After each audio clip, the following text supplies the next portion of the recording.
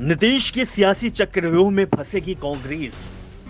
PM पद की दावेदारी के चलते टली पटना में विपक्ष की बैठक। बैठक के बहाने पीएम दावेदारी पर मुहर लगाने की कोशिश में जुटे नीतीश कुमार। पीएम पद की दावेदारी नहीं मिली तो विपक्षी गठबंधन का संयोजक पद ले सकते हैं नीतीश कुमार। बिहार में विपक्षी दलों की बैठक टाल दी गई। नीतीश कुमार ने इस बैठक को टालने का ऐलान करते हुए एक तरह से इसका दोषी कांग्रेस को ही ठहरा दिया। कांग्रेस की ओर से साफ कह दिया गया कि 12 जून को पटना में होने वाली विपक्षी दलों की बैठक में पार्टी अध्यक्ष मल्लिकार्जुन खड़गे और राहुल गांधी में से कोई भी शामिल नहीं हो पाएगा। पार्टी अपने प्रतिनिधि के रूप में किसी सीएम को भेजेगी। कांग्रेस के 4 राज्यों में सीएम है, ऐसे में इनमें से किसी एक को भेजने की तैयारी चल रही है। दावे हो रहे थे कि अशोक गहलोत या भूपेश बघेल में से किसी एक को भेजा जा सकता है, लेकिन नीतीश कुमार ने बैठक स्थगित कर दी। बैठक स्थगित करने के पीछे नीतीश कुमार ने जो कारण बताया, उसमें कहा गया कि सभी पार्टियों के प्रमुख बैठक में आ रहे थे। ऐसे में कांग्रेस पार्टी की ओर से अगर सांकेतिक प्रतिनिधित्व किया जाता है तो इसका मैसेज नहीं जाता, इसीलिए बैठक को टाला गया। अब एक बार फिर से पार्टियों से बात की जाएगी। जिस तारीख पर सभी लोग तैयार होंगे उस दिन बैठक कर ली जाएगी। नीतीश के ऐलान से लग रहा है कि बैठक टालने का कारण राहुल और खड़गे का न आना था, लेकिन अब जो खबर आ रही है उसमें बैठक टालने के पीछे कोई और कारण बताया जा रहा है। दरअसल इस बैठक की सफलता पर नीतीश का राजनीतिक भविष्य टिका हुआ है। नीतीश कुमार ये बात तो पहले ही साफ कर चुके हैं कि 2025 के बाद वो गठबंधन या कहें कि महागठबंधन का नेतृत्व तेजस्वी यादव को सौंप देंगे और खुद दिल्ली की राजनीति करेंगे।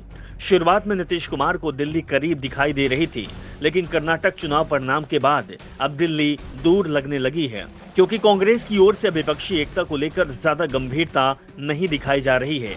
पार्टी की ओर से दावे हो रहे हैं कि चुनाव में तो वो 350 से कम सीटों पर नहीं लड़ेगी और सत्ता आने पर पीएम पद को लेकर कोई समझौता नहीं करेगी।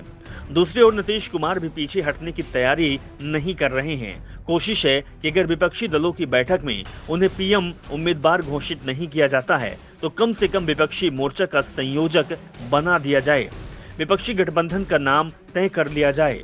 अगर नीतीश कुमार वो विपक्षी गठबंधन का संयोजक बनाया जाता है तो सभी पार्टियों से चुनाव तक अकेले ही डील करेंगे, और अगर बीजेपी बहुमत से चूकी तो पीएम पद के लिए दावेदारी भी पेश कर सकेंगे।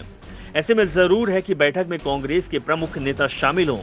खड़गे और राहुल गांधी के आने पर ही नीतीश कुमार की रणनीति कामयाब हो पाएगी। इसीलिए जैसे ही कांग्रेस की ओर से सूचना दी गई कि खड़गे और राहुल दोनों ही बैठक में नहीं जा रहे हैं, नीतीश कुमार ने तुरंत ही बैठक को स्थगित करने का फैसला सुना दिया। साफ है कि कांग्रेस की रणनीति पर नीतीश का दांव भारी पड़ता दिख रहा है, लेकिन इससे सवाल भी उठ रहे हैं कि अगर विपक्षी दल इसी तरह से आपस में लड़ते रहें तो इसका फायदा बीजेपी को ही मिलेगा। विपक्ष एक बार फिर सत्ता से बाहर रह जाएगा।